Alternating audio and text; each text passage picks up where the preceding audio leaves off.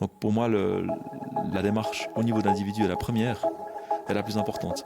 Et en tant qu'individu, on a une voix, un vote, qu'on oublie souvent, c'est notre vote de consommateur. Ce qu'on achète, c'est une décision en fait. On prend une décision, à chaque achat, on prend une décision. Est-ce que notre achat va maintenir un système injuste en place ou est-ce que notre achat va permettre à un système plus juste d'émerger? On est des votes. Chaque fois qu'on achète quelque chose, on vote. En fait. Et ça, on a un pouvoir important. Simplement, si on n'en est pas conscient, voilà, on va passer à côté et puis on s'estime toujours être les victimes. Donc soyons conscients du pouvoir qu'on a en tant que consommateur. On peut faire changer un système.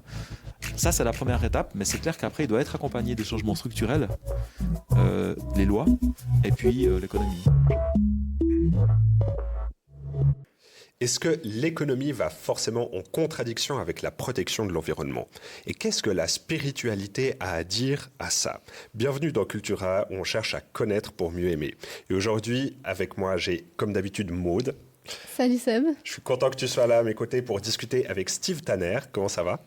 Très bien, merci. Salut Sébastien. Bonjour Maude. Je suis trop content que tu sois avec nous aujourd'hui sur ce plateau pour qu'on puisse discuter des enjeux autour de l'économie, de la technologie, de la protection de l'environnement et est-ce que finalement ça crée une équation insoluble? On ne sait pas, on va en discuter ensemble. Mais du coup, toi Steve, tu as fait un doctorat à l'EPFL en microtechnique. Tu es aujourd'hui directeur technique d'une entreprise qui s'appelle EcoRobotics, qui est basée en Suisse mais qui devient de plus en plus international, qui compte aujourd'hui plus de 250 employés. Et puis, si je résume un peu le principe de l'entreprise, c'est des robots qui permettent de réduire de 90% ou en tout cas en grande partie les herbicides qui sont utilisés dans l'agriculture, dans le jardinage, etc. C'est juste? Oui, c'est juste. Ok, ouais. Et du coup, donc, il y a quelque chose de technologique qui permet de réduire l'impact sur l'environnement. Et puis en même temps, tu es aussi directeur de Arocha International, qui est une organisation chrétienne de conservation de la nature, donc qui existe dans plusieurs pays à travers le monde. Donc tu as autant cette casquette de l'entrepreneur, du technophile quelque part, j'ai envie de dire, vu que tu es ingénieur, et puis en même temps engagé d'un point de vue associatif pour les questions environnementales. Toi, dans ton parcours, est-ce que ton rapport à la création, il a changé en tant qu'entrepreneur? Alors, je pense que j'ai eu un esprit d'entrepreneur avant de commencer une entreprise, parce que en tant qu'ingénieur, on a aussi une certaine inventivité, envie de commencer, de créer des choses. Et je me suis engagé avec Arocha. Avec une petite équipe, on a lancé Arocha en Suisse, donc qui demandait aussi une certaine esprit d'entreprise, d'entreprendre, c'est-à-dire créer des nouvelles choses, des nouveaux projets. Et puis alors, de lancer une entreprise commerciale comme EcoRobotics, est-ce que ça a changé ma perception de quelle différence je pourrais faire pour l'environnement? On pourrait penser que tout d'un coup, on change de monde, mais pour moi, c'est pas le cas. Ça n'a pas changé mon envie de protéger l'environnement. Ça a peut-être changé la manière d'y arriver. C'est-à-dire peut-être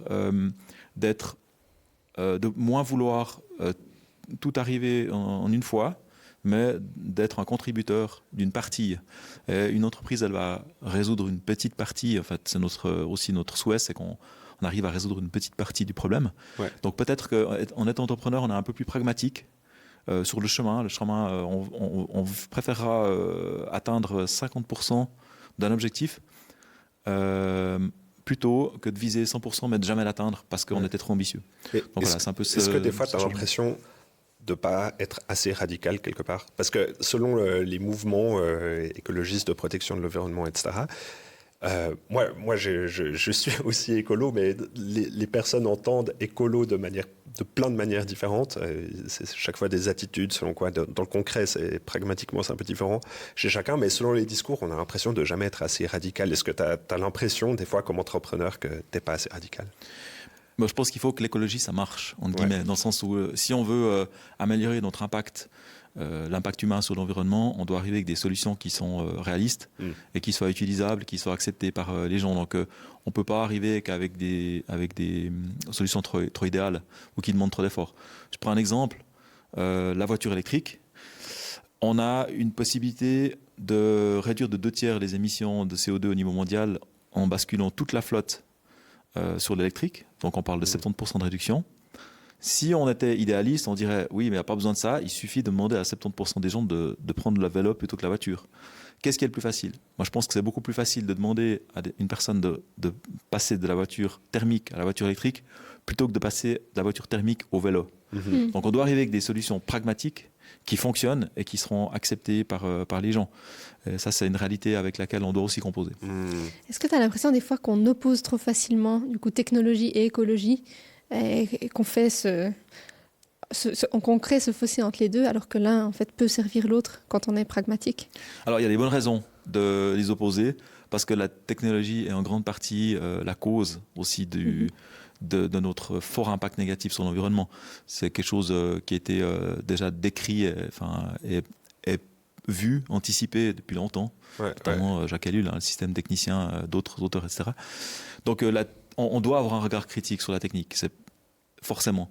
Maintenant, on ne peut pas non plus la jeter à la poubelle, la technique, parce qu'on fait partie, malgré nous, on a développé notre civilisation avec la technique, depuis longtemps, depuis des siècles. Hein. Ça fait des siècles qu'on est des techniciens, ça date pas d'Internet. Et puis, cette technique-là, elle a façonné notre civilisation et on doit évoluer dans un monde technique. On ne va pas l'abandonner comme ça. Par contre, on peut l'améliorer. Et c'est là où on doit aussi trouver des chemins pragmatiques. C'est comment développer des meilleures technologies qui réduisent l'impact sur l'environnement. Donc, l'aspect amélioration continue de l'efficacité des techniques et de la réduction de leur empreinte sur la nature. Ouais, justement, quand on parle de techniques comme ça, moi je pense directement à l'effet rebond qu'on utilise un peu en économie. En gros, l'effet rebond, c'est que par exemple, on réduit la consommation d'essence pour une voiture et du coup on se dit ah super, ça veut dire qu'on va consommer moins d'essence et puis en fait ce qui se passe c'est le rebond, c'est-à-dire que on commence à avoir des voitures plus grosses, plus lourdes, etc. Et du coup ce qu'on avait économisé comme consommation d'essence avant, il est plus compensé parce qu'on a des plus grosses voitures et on transporte toujours le même nombre de personnes. Oui. Et du coup l'économie qu'on a fait, finalement ça tombe un peu à l'eau. Et du coup t'as pas l'impression que aussi des fois avec certaines technologies, même pour ce que tu développes avec ton entreprise, tu n'as pas l'impression que ça pourrait aussi avoir un effet rebond où finalement tu as des effets indésirables. Ok, on économise 90% de pesticides, mais par contre, je ne sais pas, les entreprises vont du coup faire de la culture là où ce n'était pas possible avant et du coup ça déforeste ou j'en sais rien quoi. Tu vois, où finalement ça crée une solution, un problème qui n'existait pas auparavant et qui existe grâce à la technologie que tu pensais bonne au départ. Ah bien sûr, l'effet rebond, c'est une constante. Ouais. C'est un risque qui est là avec toute technologie, notamment avec toute amélioration technologique. Et puis, ce que tu décris, ça se passe tout le temps. Et ça se passe quand on n'a pas travaillé au changement des motivations des citoyens. C'est-à-dire, on leur a juste donné une technologie plus efficace, sans réflexion de fond. Pourquoi? Parce qu'on avait besoin d'avoir une technologie plus efficace. Et c'est pour ça que c'est extrêmement important, c'est même central de travailler au changement, alors pour nous chrétiens, au changement du cœur et de notre intelligence. Et je pense pour tout citoyen, il y a un changement du cœur à entreprendre par rapport à la création, à la manière dont on la perçoit. Et si on veut éviter l'effet rebond, on doit introduire des raisons profondes, expliquer pourquoi il nous faut améliorer la technologie. Et une personne qui a compris ça, elle va ne pas subir l'effet rebond. On va se dire je ne vais pas plus rouler parce que j'ai une voiture électrique, je ne vais pas tout d'un coup plus rouler, ou je ne vais pas mettre plus de LED dans ma vitrine parce que les LED consomment moins. Donc voilà, c'est un tout, mais oui, l'effet rebond, je confirme, il est là, il est très souvent là en fait. Mais est-ce que la solution, elle peut être que au niveau individuel?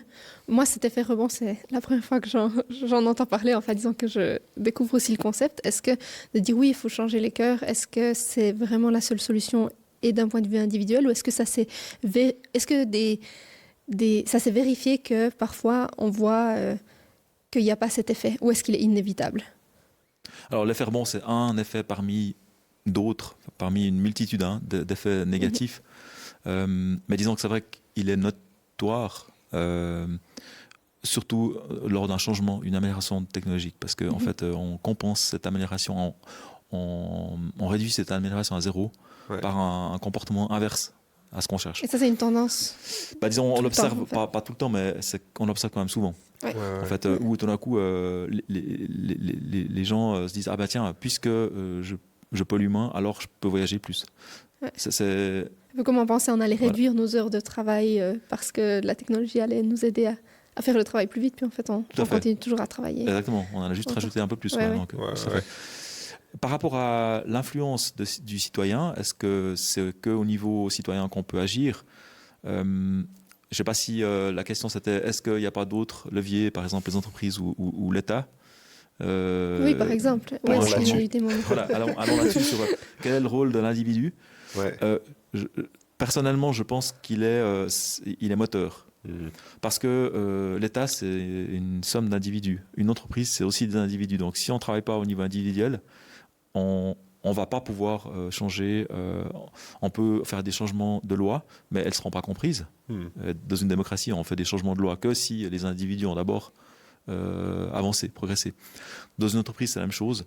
Donc, pour moi, la démarche au niveau de l'individu est la première, est la plus importante. Et en tant qu'individu, on a une voix, un vote, qu'on oublie souvent, c'est notre vote de consommateur. Ce qu'on achète, c'est une décision, en fait. On prend une décision, à chaque achat, on prend une décision. Est-ce que notre achat va maintenir un système injuste en place ou est-ce que notre achat va permettre à un système plus juste d'émerger? On est des votes. Chaque fois qu'on achète quelque chose, on vote. En fait. Et ça, on a un pouvoir important. Simplement, si on n'en est pas conscient, on va passer à côté et puis on s'estime toujours être les victimes. Donc, soyons conscients du pouvoir qu'on a en tant que consommateur. On peut faire changer un système. Ça, c'est la première étape, mais c'est clair qu'après, il doit être accompagné de changements structurels, les lois, et puis l'économie. Mais ça vient ensuite. Par contre, c'est ce qui va permettre de faire le premier tiers, c'est des citoyens qui vont initier. Puis le gros du truc, ça sera le système qui doit évoluer. Mais le système évolue avec les citoyens. Mais j'ai l'impression en même temps que en fait, c'est le schéma qui fonctionne aussi, qui est très présent dans les discours, c'est finalement on culpabilise un peu le consommateur de tout ce qu'il fait ou de ce qu'il ne fait pas assez bien, etc. Mais toi, tu dis qu'en fait, ça devrait commencer par là. On voit que, en fait, ça marche pas vraiment, non? Ça marche pas parce qu'il n'y a pas ce changement. À mon avis, il n'y a pas ce changement de cœur qui est fait. Je prends l'exemple de la réduction des pesticides, ou disons les initiatives qui voulaient supprimer complètement les pesticides en Suisse. Est-ce que le consommateur, en fait, on a mis toute la responsabilité sur les paysans, disant c'est vous qui utilisez les pesticides, vous êtes les fautifs. Mais en fait, c'est le consommateur qui va décider qu'est-ce qu'il va acheter finalement, qu'est-ce qu'il veut manger. Donc, est-ce que le consommateur était prêt à acheter de la nourriture sans pesticides? Je ne pense pas. Donc, on se serait engagé dans une décision politique où le consommateur n'était pas prêt à l'assumer. Pas prêt parce que trop cher. Parce que trop cher. Parce que pourquoi trop cher? Qui est entendable comme argument. Oui, mais en même temps, trop cher. La nourriture, c'est fondamental. Pourquoi est-ce qu'on veut toujours ne rien payer pour notre nourriture et avoir tout l'argent qu'on veut pour partir en vacances, pour nous acheter ci ou ça? Donc, en fait, pour moi, ça fait partie du changement du cœur. La nourriture, c'est quelque chose de fondamental et notre société devrait mettre plus la valoriser. Donc, faire plus circuler le fait qu'un budget familial, ça doit être 15%. 15 ou 20% du budget familial devrait être pour la nourriture et pas 10%, moins de 10% comme on a maintenant. Donc avec ces moyens en plus, mais ça demande un changement du cœur. Je vais changer mes priorités et je vais dépenser plus pour la nourriture et moins pour les vacances. Et avec ça, on aurait pu se passer de pesticides. Mais si on n'a pas un changement du cœur, c'est illusoire de dire que les agriculteurs ils vont faire le geste et puis que le consommateur il va payer ses produits la même chose. Ça marche pas en fait. Ok, était comme naïf ou mal informé ou pas prêt à voir vraiment les conséquences. Disons qu'on sous-estime l'importance du consommateur. Dans ce cas-là, c'était en fait on a fait abstraction du consommateur final, c'est lui qui achète le produit et puis lui qui décide à quel prix, s'il achète ou pas. Et si on ne le met pas dans l'équation, en fait dans la décision, ça marche pas. Il faut que le consommateur il accepte aussi une augmentation de prix, quoi. Donc il faut un changement de cœur. Ça c'est important. Il faut travailler sur le changement des valeurs. Quand on parle de protection de l'environnement, il y a beaucoup de communication. Pourquoi est-ce qu'on fait les choses? Quelle espérance est-ce qu'on a? Est-ce qu'on imagine un monde de demain qui sera meilleur qu'aujourd'hui et qui sera pire. Ouais. Si on imagine un monde qui sera meilleur, on se dit je suis motivé à payer plus pour ma nourriture, ça fait du sens. Si on imagine un monde qui sera pire, on se dit non, je vais je profite au maximum de ce que j'ai maintenant. Changer, Je veux payer ma bouffe le moins cher possible et puis tant pis pour les suivants, quoi. Ouais. Donc ça va avec notre manière de voir notre futur, en fait. C'est intéressant que tu parles de ça. L'idée dans cette discussion, c'était aussi de parler un peu plus de croissance, d'économie. Et puis finalement, c'est notre vision du monde aussi qui est influencée par ça. On est dans un récit, depuis qu'on est nés tous, que la croissance est essentielle, qu'elle est importante au bon fonctionnement du monde globalisé comme on le connaît aujourd'hui. Et puis, toi, du coup, tu es écolo et en même temps entrepreneur. Tu as une entreprise aussi qui est en pleine croissance, quelque part. Je veux dire, tant mieux pour toi. Et tant mieux, mais et finalement, un peu ce récit de la croissance, toi, d'après toi, est-ce que c'est vraiment possible de continuer comme ça? Alors, un économiste disait que croire qu'une économie peut être en croissance perpétuelle, c'est possible seulement si on est fou ou si on est économiste. Okay. Donc, et c'est vrai, on peut pas, une économie elle peut pas croître indéfiniment. Il y a forcément des phénomènes de saturation, forcément. Ouais. Et, une croissance, par contre, on peut, au lieu de l'orienter sur la quantité, c'est-à-dire on va augmenter le nombre de voitures, on va augmenter le nombre de maisons, on peut l'orienter sur la qualité. On va faire des meilleures voitures. On va vendre des meilleures voitures. On va pas doubler le nombre de voitures, on va garder le même nombre, mais on va les remplacer par des voitures avec une plus grande valeur, une meilleure valeur. Donc on peut avoir une croissance économique dans un système qui est fini, en jouant sur la valeur de ce qu'on produit. Et c'est quoi la définition de la valeur? Alors, la valeur, c'est je suis prêt à payer pour quelque chose, je considère que ça vaut son prix, en fait. Et comment est-ce qu'on peut rajouter de la valeur aux choses d'un système qui est fini? C'est y a deux manières.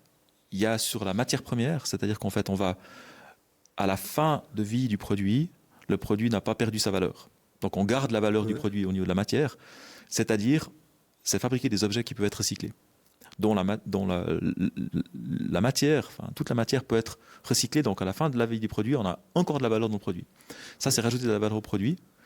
Et puis la deuxième manière, c'est dans l'énergie, puisque notre monde fonctionne à l'énergie, c'est de trouver des vecteurs énergétiques qui ne perdent pas leur valeur, qui même plutôt en gagnent. Et je prends l'exemple de la génératrice à essence et puis le panneau solaire. Vous avez une génératrice à essence qui vous coûte 200 balles, vous avez un panneau solaire d'1 mètre carré qui vous coûte 200 balles. Lequel a le plus de valeur? Admettons que la génératrice, elle vient avec 50 litres d'essence. C'est le panneau solaire. Parce que le panneau solaire, chaque année, il va produire l'équivalent de 50 litres d'essence, en fait. Donc on a une énergie qui se renouvelle d'un côté, puis une énergie qui ne se renouvelle pas de l'autre. On doit passer d'un système énergétique à basse valeur, c'est-à-dire fossile, qui ne se renouvelle pas, à un système d'énergie à haute valeur.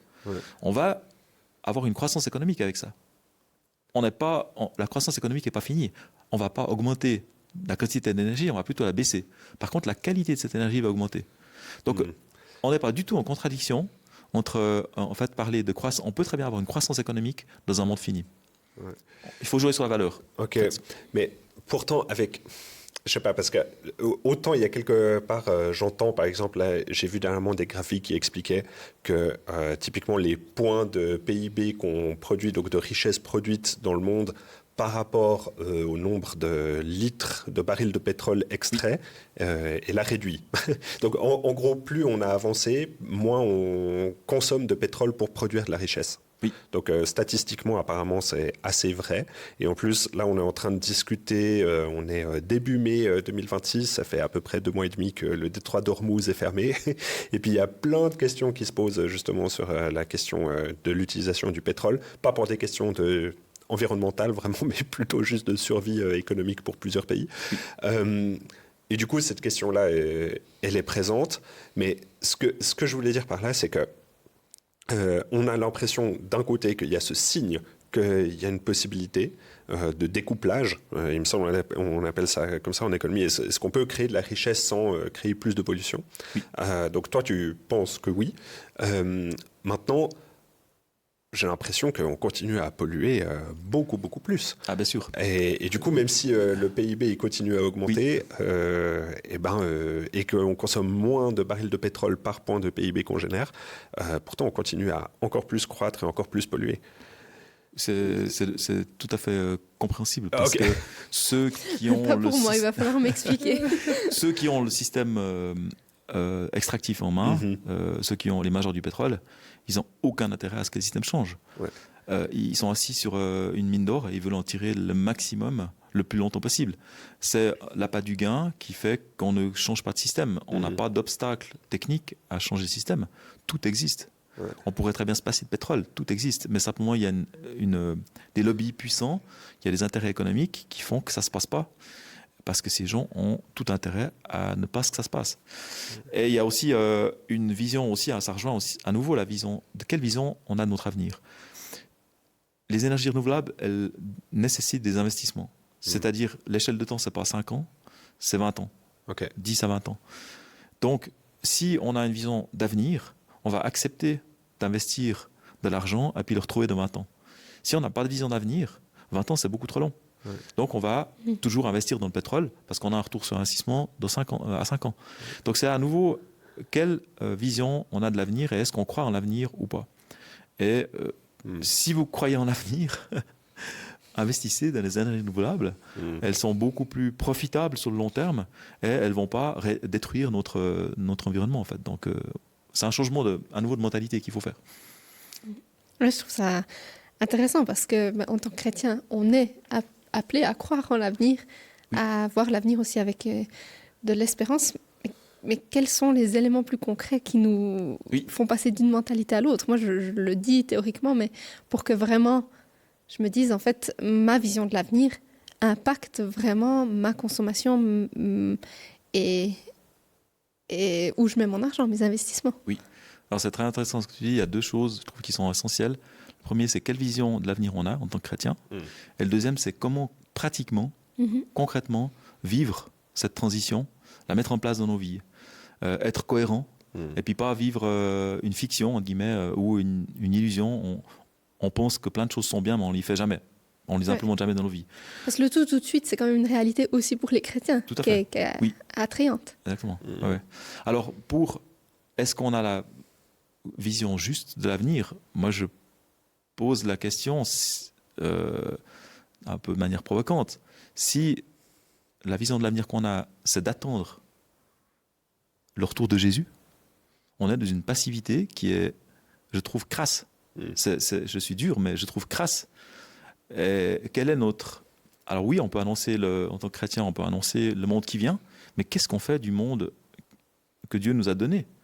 Est-ce qu'on l'habite, ce monde-là? Est-ce qu'on l'habite avec la présence de Dieu, avec son amour? Ou est-ce qu'on a démissionné de ce monde-là? Et je trouve que le témoignage chrétien, il est fort, il est pertinent, quand on vit en tant que chrétien sur cette terre et on agit à l'image de notre Dieu. Ce n'est pas un Dieu de destruction, c'est un Dieu de restauration. Et on doit être, en tant que chrétien, on est appelé à être vraiment des constructeurs et pas des destructeurs. Donc on doit avoir une vision de l'avenir à 20 ans. On ne peut pas vivre à 5 ans et continuer à vivre comme des désespérés. Ça ne va pas.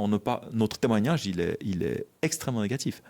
Donc, en tant que chrétien, oui, nous sommes sur cette terre, nous devons l'habiter avec le style de vie que Dieu nous demande d'avoir, un style d'espérance, un style responsable, de bon gestionnaire, quoi qu'il advienne. On ne sait pas comment le monde va évoluer, ce n'est pas entre nos mains. Je pense qu'on doit vraiment avoir cette vision de l'avenir où on est fidèle. Ici-bas, on est fidèle et on vit les valeurs du royaume ici-bas. Et ça inclut notre gestion responsable des ressources et puis de l'avenir. Hey, merci d'écouter cet épisode. Et si ce projet existe, c'est grâce à des personnes qui ont choisi de financer d'une manière ou d'une autre ce projet. Tu peux le faire à travers simplement un virement bancaire et toutes les informations sont sur notre site ou alors à travers une plateforme de financement participatif qui s'appelle Tipeee, où tu peux choisir simplement le montant que tu souhaites donner par mois. Sur cette plateforme, on cherche aussi à créer une communauté en ligne et où on se pose simplement des questions. Il y a aussi une partie de contenu exclusif en lien avec Cultura, donc on t'invite fortement à rejoindre cette communauté. Et si tu n'es pas encore abonné, tu sais ce qu'il te reste à faire. Merci beaucoup et retour à l'épisode. Dans ce sens, passer aux énergies renouvelables, pour toi, ce serait un non négociable pour les chrétiens? Moi, c'est complètement cohérent. Ouais. Je n'arrive pas à comprendre pourquoi qu'on reste au pétrole qui est destructeur sur notre climat, qui est générateur de guerre, qui est générateur de conflits, de pression sur les prix alimentaires, de dépendance. On voit le détroit d'Ormuz, mais demain, ça sera certainement d'autres conflits. Je ne comprends pas pourquoi est-ce qu'on reste dans ce système alors qu'on a un autre système qui est beaucoup plus résilient, qui est beaucoup plus économe, qui a une plus grande valeur, et on n'y va pas. Pour moi, c'est une évidence. C'est une évidence. On doit avoir le courage d'investir pour l'avenir, en fait. Donc, mettons notre argent dans ce qui va compter dans 20 ans, pas dans ce qui va compter pour 5 ans. Ça demande du courage, mais il faut qu'on le fasse. Et le deuxième point de ta question avant, comment concrètement le vivre, c'est ça le cœur de la question. Comment est-ce qu'on va changer, mettre en place? Comment est-ce qu'on va être cohérent par rapport à ce qu'on pense être la bonne manière de vivre et puis nos actions? Ça, c'est toute une aventure. Mais c'est une aventure qui est passionnante et qui amène beaucoup de paix intérieure. Parce que quand on agit en accord avec nos valeurs, c'est vraiment un sentiment de paix. Et il y a beaucoup de stress, au contraire, quand on n'agit pas. On pense qu'on devrait agir comme ça, mais qu'on n'agit pas. C'est beaucoup générateur de stress. Donc, il s'agit de chercher comment mettre en place dans nos vies ces actions qui font qu'on vit en cohérence avec ce qu'on pense. Et souvent un petit pas après l'autre, c'est ça, de ne pas tout essayer en même temps. Exactement. Ouais, c'est des améliorations continues. Et puis, il faut s'attaquer à ce qui nous motive aussi, des choses qui vont peut-être pas forcément nous motiver. Moi, je suis pas un gros fan de zéro déchet. Enfin, c'est bien, mais dans l'absolu, c'est bien. Après, ça demande beaucoup d'efforts et je préfère mettre des efforts sur ma mobilité ou le chauffage à la maison, etc. Parce que je le peux aussi, parce qu'on est propriétaire. Donc, à chacun de trouver les gestes ou les changements qui ont le plus d'impact et puis qui nous motivent le plus. Et ça, je trouve que c'est un chemin qui est très motivant aussi parce qu'on peut ne plus faire partie du problème, mais de la solution. Ça, c'était une phrase que j'aime beaucoup, que j'ai entendue en France, d'une auteure de livres sur la question, qui dit « Ne soyons pas plus partie du problème, mais de la solution ». Très simple, pragmatique. Et justement, on a parlé aussi de perspective long terme, d'avoir une logique avec de l'espoir aussi. Mais qu'est-ce que tu aurais envie de dire peut-être plus spécifiquement à des entrepreneurs qui pensent aussi en termes de croissance de leur entreprise et puis en même temps non extractif, etc. Ça reste quand même un immense défi quand on est dans une logique extractiviste comme est l'économie aujourd'hui. Qu'est-ce que tu aurais envie de leur dire? Est-ce qu'on peut expliquer extractiviste? Oui, alors une économie extractive est basée sur des matières premières qui sont extraites une fois du sol, que ce soit les minerais, l'énergie, et qui grandissent grâce à cette extraction. À l'inverse d'une économie circulaire, par exemple, qui va utiliser des matières qui ont été revalorisées ou une énergie qui est durable, en fait, qui est renouvelable. Voilà. Après, pour répondre à la question, oui, c'est difficile. Il n'y a pas de recette miracle. Il y a des domaines d'entreprise qui sont plus faciles que d'autres. C'est clair que dans mon entreprise, Corvotics, on travaille notre mission est directement liée à la protection de l'environnement, donc c'était la raison d'être de l'entreprise. Une entreprise de carrelage, de transport, etc.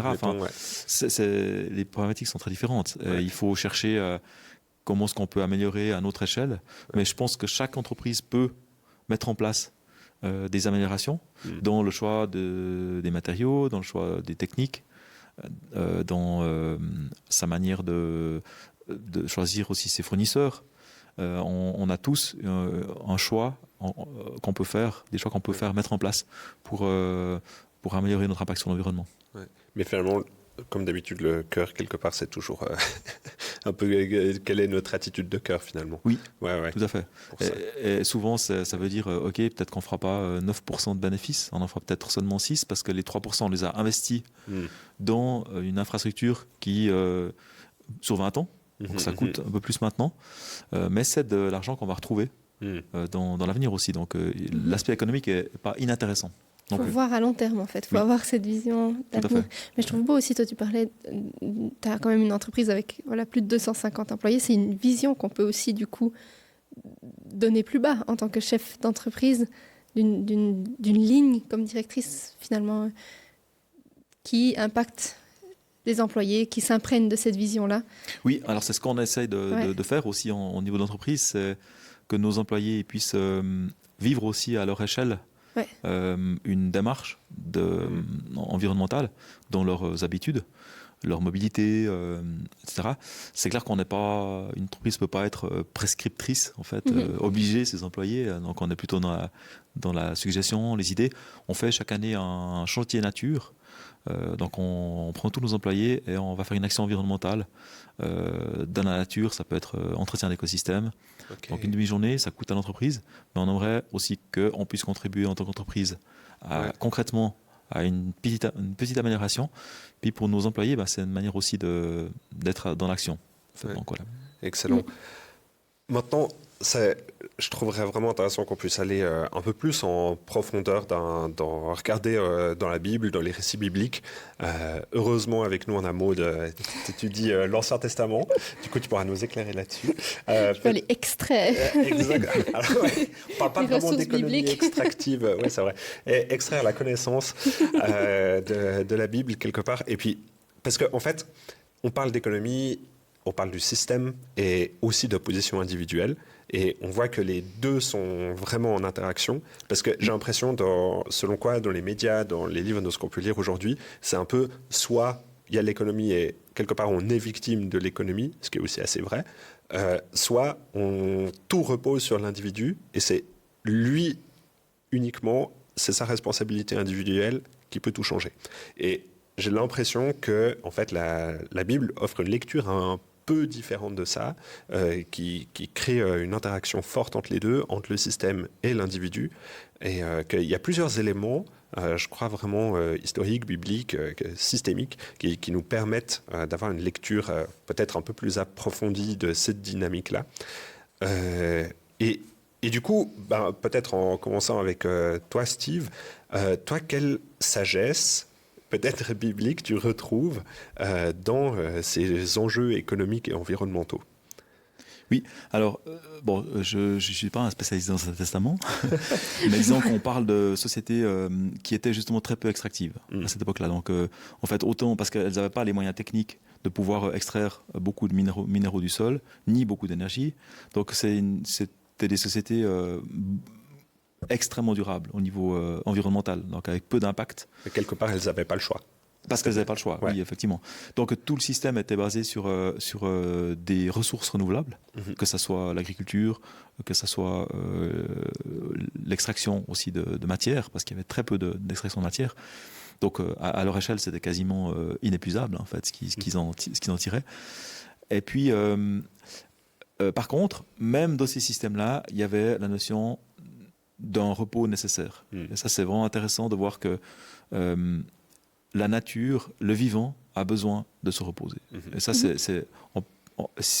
pourquoi c'est un principe biblique? C'est parce que c'est un principe de la vie elle-même. La Bible ne repose pas dans l'air, mais repose sur une création et un système créé par Dieu, donc qui a ses lois et ses règles, en fait. C'est les règles de la vie, en fait, les lois de la vie. Et un organisme a besoin de se reposer. Donc, le sabbat, enfin le 7e jour de repos, ça fait partie de l'existence de tous les organismes. À un point ou à un autre, les organismes doivent baisser le rythme. Et ça, c'est très important de maintenir ça. Et on doit avoir une économie aussi qui le permet. Si on veut avoir une économie qui respecte l'humain, elle doit aussi respecter une certaine pause dans les ressources, dans les hommes aussi. Donc ça, c'est une première sagesse qu'on peut tirer fait de l'Ancien Testament. Maintenant, le deuxième point, peut-être, c'est l'assujettissement du système économique à des valeurs plus élevées. Aujourd'hui, on a perdu ça, clairement. C'est l'économie qui domine. À l'époque biblique, on voit que l'économie était assujettie à un système de valeurs beaucoup plus complet. Et, centré sur Dieu. Enfin, si on prend l'Ancien Testament, le peuple hébreu centré sur Dieu, mais aussi souvent centré sur l'être humain, sur ses besoins, avant de faire tourner une machine économique, un système. Donc ça, c'est aussi quelque chose, je trouve qu'on peut s'en inspirer pour redéfinir la place de l'économie. C'est que c'est l'économie au service de l'homme et pas l'homme au service de l'économie. Et d'ailleurs, le mot économie, je crois qu'il vient de Xénophon, qui était un grec, c'est l'idée de gestion de ressources dans un foyer. Oui, tout à fait. Donc en fait, c'est juste, quand on parle d'économie, c'est purement gestion de ressources. Oui. Je dis ça parce que des fois, j'ai l'impression que selon les mouvements qu'on peut entendre ou comme ça, il y a cette idée de s'extraire d'un système économique. Puis en fait, c'est quelque part un non-sens parce qu'on est obligé d'être dans une logique de gestion de ressources internes. Oui. Et du coup, dans ce sens-là, on parle de ressources internes à un foyer ou à une région ou à un pays, etc. Et puis, c'est justement quelque part décrit dans l'Ancien Testament. Oui, éco, la maison. Ouais. Écologie, c'est la connaissance de la maison. En fait, on a la même racine entre économie et écologie. En fait, Création vue comme une maison. Très bon. Oui, c'est la connaissance de notre maison, en fait, l'écologie. Mais il y a cette gestion des ressources, en fait, c'est très intéressant parce que c'est ce que tu disais, en fait, une culture qui avait des valeurs plus élevées, ou en tout cas qui définissait différemment leur façon de faire l'économie. Ils se savaient en fait juste gestionnaires des ressources de la terre. Il y avait vraiment cette forte compréhension que la terre, elle ne nous appartient pas, elle appartient à Dieu. Et nous, en tant qu'humains, on est gestionnaires. Et c'est pour ça que ce que Dieu demande vient de façon au-dessus. Ça reste sa terre. Et ça, c'est très fort dans la culture biblique. Donc, ouais, finalement, c'est gestionnaire, mais c'est aussi une attitude finalement intrinsèque de se dire je fais partie de la terre. Est-ce que c'est aussi ça que tu veux dire ? En tout cas, de ne pas considérer la terre comme étant mienne, c'est-à-dire la terre n'est pas une ressource pour mes besoins. Oui. Je suis, moi, serviteur de Dieu, et il me confie sa terre pour que j'en prenne soin. Ouais. Et ça change un peu le rapport, parce que du coup, Dieu pourvoit à mes besoins à travers sa propre terre que j'exploite, on va dire. Et ça, on a en fait complètement relu de manière fausse la Genèse, quand on la lit, un Dieu dit à l'homme exploite la terre, en gros, faisons ce que tu veux, on l'a lu comme ça, alors qu'en fait, domine la terre, alors que le verbe utilisé, c'est dominer comme un roi, donc un roi ne va pas tuer ses sujets, si c'est un bon roi, donc il y a toute une dimension aussi qu'on a relue avec des yeux matérialistes, qui est absolument pas biblique. Mais voilà, il faut nous réapproprier le sens premier de la Genèse, c'est-à-dire régner comme un bon roi. Comme un bon roi sur la création, et pas comme des extracteurs. Qui lui-même aurait des comptes à rendre. Oui, tout à fait. À un sujet encore au-dessus. Ouais, c'est ça. Ce que tu disais avant sur la notion du repos, je trouvais très intéressant. Effectivement, il y a ce sabbat qui entre en compte dans la culture biblique. Alors, on l'a au début, en Genèse, quand Dieu crée le monde, et au 7e jour, il se repose. Et puis ensuite, quand on est dans la culture du peuple d'Israël après la sortie d'Égypte, on a le sabbat non seulement juste comme un acte de repos, mais comme une irruption, une interruption vraiment de la logique de production qui nous rappelle notre sortie d'Égypte. C'est-à-dire que c'est pas juste qu'on a besoin de repos, c'est pas juste qu'on prend soin de nous, c'est qu'on se souvient qu'on n'est plus esclave. Et l'esclave, il est pas maître de son temps. C'est-à-dire que de choisir le sabbat, de choisir le repos, c'est te rendre complètement libre de ce que la production ou les valeurs ou une société de consommation te dirait de faire, c'est-à-dire de ne jamais t'arrêter, puisque c'est inépuisable en fait quand on travaille. Donc le sabbat vraiment comme résistance. Et ça c'est un ouvrage de Walter Brueggemann que je vous recommande. Mais le sabbat comme résistance, c'est pas juste le repos, c'est vraiment un choix conscient. Et en plus, dans l'Ancien Testament, si je me rappelle bien, c'est quelque part aussi appliqué à la terre elle-même. Aujourd'hui, on appellerait ça laisser la terre en jachère. Ouais. Et puis où en fait, on va rien cultiver parce qu'il faut que la terre se repose, etc. Oui. Et aujourd'hui, peut-être ça paraît évident, mais je me dis, ces sociétés qui étaient beaucoup plus agraires à l'époque, c'est en mode, je vais faire tellement confiance que je vais avoir assez à manger et que je ne cultive pas pendant un certain temps. Et toi, tu vois aussi un genre de système économique là derrière ce genre de commandement? Bon, c'est une nécessité biologique de laisser reposer la terre parce que on épuise l'azote. Et si on laisse la terre en jachère, en fait, on permet à des plantes qui vont fixer à nouveau l'azote, qui permettent de reconstituer la fertilité du sol. Donc ça fait partie du fonctionnement du vivant, en fait, de laisser reposer la terre. Aujourd'hui, on n'en a plus besoin parce qu'on a les engrais azotés qui viennent du pétrole, qui passent par le détroit d'Ormuz. Voilà. On est en fait dans un système qui est complètement hors sol. Le jour où on n'aura plus de pétrole, parce que ce jour va forcément arriver, on devra réapprendre à réintroduire de la jachère pour permettre au sol de récupérer son azote par d'autres plantes. En fait. Donc ça vient pas de nulle part. En fait. Ce repos du sol, ça fait partie des lois de la vie, on pourrait dire, que Dieu a créé. Donc, voilà. Donc aujourd'hui, il existe vraiment des produits qui font qu'on n'a pas besoin de faire reposer les sols. Bien sûr, c'est les engrais, les engrais nitratés, les engrais NPK qui sont mis chaque année pour produire. Donc en fait, c'est des apports. C'est le principal apport pétrolier dans notre nourriture. Si on n'avait pas le pétrole, on réduirait les rendements mondiaux par 2. On mange grâce au pétrole. Et ça grâce aux engrais qui viennent du pétrole. Donc finalement, on entend cette logique de la terre qui est assujettie à nos désirs de croissance presque éternels. Mais toi, Maud, tu avais aussi réfléchi à d'autres aspects, notamment le jubilé. Ouais. Tout à l'heure, on parlait de cette logique de croissance ou de choses peut-être qu'on accumule. Le jubilé, qui est aussi une des sagesses bibliques, de choses qu'on trouve dans la Bible, à plusieurs endroits, mais notamment Lévitique 25, vient interrompre cette logique d'accumulation. C'est-à-dire tous les 50 ans, les terres sont remises aux familles à qui elles appartenaient, les dettes sont effacées. Il y a comme tout à coup une interruption, un reset, vraiment. Historiquement, on n'arrive pas à se mettre d'accord sur est-ce que vraiment ça a été appliqué. Il n'y a pas consensus là-dessus, mais ça dit, c'est quand même clairement en fait une année, et en plus Jésus en parle dans l'évangile de Luc, c'est magnifique en fait. Il vient annoncer une année de jubilé. Il fait référence comme ça à Ésaïe 61, où c'est pas juste la terre, c'est une année où tout le monde respire, où il y a comme, je pense vraiment, un avant-goût de ce qui nous attend. Et puis, comme une irruption un peu du ciel sur la terre, c'est ce que fait le sabbat aussi. Quand on se repose, on dit non à tout ce qui nous tient un peu emprisonnés ici. Et on choisit le lâcher-prise. Et le jubilé, pour ça, est une magnifique sagesse biblique qui nous permet en fait de lâcher. C'est-à-dire, j'ai beau faire des plans à long terme, penser que ce sera toujours à moi, je vais le passer aux générations en dessous. Et tout à coup, ça m'est enlevé. Et on retourne dans cette mentalité de « je suis juste gestionnaire » en fait. Excellent.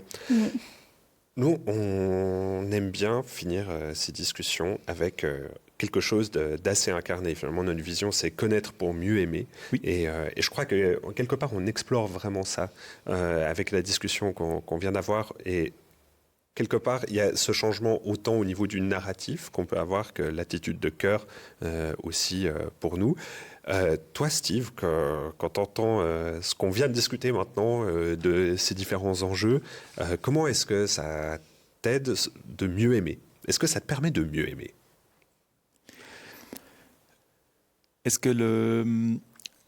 Oui, je pense que la protection de l'environnement me permet de mieux aimer ce que Dieu a créé. J'aime bien la phrase qui dit l'amour de Dieu s'étend à toute la création. On a souvent cette vision anthropocentrée où on pense que Dieu a ses yeux seulement sur les êtres humains et le restant de la création, c'est un peu accessoire en fait. C'est presque un accident. Et c'est pas du tout ce que je lis, enfin, ce qu'on peut lire aussi dans la Bible, où Dieu voit son monde créé comme beau, quoi. Il l'aime, indépendamment de l'existence de l'homme, en fait. On est arrivé au soir du 6e jour, mais avant, Dieu était content de ce qu'il avait fait, donc il y avait de la valeur intrinsèque. Et d'aimer la création, pour moi, ça m'apprend à aimer davantage. Je peux dire ça, aimer les êtres humains, parce qu'on fait partie de la création en intégrale. Donc on ne peut pas dire j'aime la création, mais j'aime pas les hommes, les êtres humains. Ça ne marche pas. Mais c'est un tout, en fait. Donc oui, moi, je pense que ça m'aide à mieux aimer, de prendre soin de la création, et d'essayer de démontrer le même amour pour la création que Dieu lui-même démontre pour sa création. Ouais, tellement bien. Et moi, ce que j'entends en tout cas aussi, c'est cette... je perds mes mots. Je reprendrai un peu. Ou toi, Maud, si tu avais quelque chose à dire. Moi, je peux rebondir, ouais. Mais... Ouais, vas-y. Tu veux me donner la parole? Ok. Et du coup, toi, Maud, comment est-ce que ça te permet de mieux aimer? Alors moi, je vais déjà m'arrêter sur le connaître, parce que cette conversation m'a permis de mieux connaître. Je crois que c'est des enjeux dont on parle où, j'avoue, je suis pas hyper à la fois curieuse déjà, parce que ça me semble compliqué, c'est pas des notions avec lesquelles j'ai grandi, mais juste de me rendre un peu mieux compte de... partout où il y a le pétrole déjà, enfin, je pense que je me rends vraiment pas compte en tant que consommatrice. Tu disais au début, on a un vote, c'est celui à chaque fois qu'on consomme, et ça me parle parce que je pense que je dois faire ce travail d'information mieux et de me dire en fait qu'est-ce qui va dans les produits que je consomme. Et c'est clair, en étant aussi étudiante, le prix est un facteur pour moi. Et quand tu parlais du pourcentage du budget, je me dis, faire ce genre de considération, me dire en fait non, il faut que je sois plus, peut-être une meilleure disciple de Jésus dans ma façon vraiment de consommer et de dépenser mon argent, notamment pour la nourriture. Donc connaître pour mieux aimer ce monde. Et moi, il fallait que je connaisse mieux aujourd'hui. Ouais, j'ai beaucoup réfléchi pendant un temps quand je faisais mon stage en architecture, surtout à toutes ces questions environnementales. Je me rappelle justement cette formulation, je crois que c'était Jean-Marc Jancovici, ingénieur français très connu sur ces enjeux environnementaux, qui disait qu'on mange du pétrole. Oui. Et quelque part, il a assez raison, finalement, avec toutes les étapes intermédiaires, etc., on peut facilement arriver à cette conclusion-là. Mais est-ce que ça me permet de mieux aimer? Je ne suis pas sûr. mais en tout cas, ce que je veux dire par là, c'est que j'ai été très conscient de ça pendant un temps et peut-être assez militant aussi par rapport à ça. Puis ensuite, c'est comme si j'avais pris un peu plus de distance. Pas forcément que j'ai beaucoup changé mes habitudes, mais finalement que mon attention était peut-être un peu moins là-dessus. Puis maintenant, de retourner, de réexplorer ça avec toi, je me dis, ah purée, mais en fait, on ne peut pas y échapper. On va de toute manière y être confronté. Et finalement, ce que tu disais, tu parlais un peu de cet alignement intérieur, de cette paix intérieure, aussi qu'on peut retrouver dans les actions qu'on peut faire dans la protection de la nature, finalement la restreinte volontaire, quelque part ce choix de non-puissance, en fait, ça permet d'être aligné et quelque part plus libre. Aussi, et une liberté intérieure qu'on peut vraiment retrouver là-dedans. Et du coup, j'ai l'impression que c'est ça qui me permet de mieux aimer, c'est de retrouver plus cette liberté dans mon éthique, parce que y a vraiment cette sagesse biblique qui vient m'encourager à faire ça. Oui, et quand Jésus dit aime ton prochain, quand on dit le prochain train, c'est celui qui va venir après. Aime ton prochain, c'est aime celui qui va venir après toi. Donc en fait, ça nous projette dans l'avenir, quels sont les impacts de notre style de vie sur les prochains? Est-ce qu'on les aime suffisamment pour changer notre style de vie pour qu'ils puissent bien vivre? Et pour moi, aimer son prochain, c'est justement aussi ça, prendre soin de cette terre, me permettre d'aimer mon prochain dans le temps, géographiquement aussi, mais aussi dans le temps. Tellement pertinent. Excellent mot pour la fin. Merci beaucoup, Steve, en tout cas, pour cette conversation, d'avoir pris ce temps avec nous. C'était vraiment enrichissant. Et puis, merci à vous aussi de nous avoir écoutés jusque-là. N'hésitez pas à partager cet épisode autour de vous. Abonnez-vous, lâchez un like, ça nous fait toujours plaisir. Et puis, à bientôt.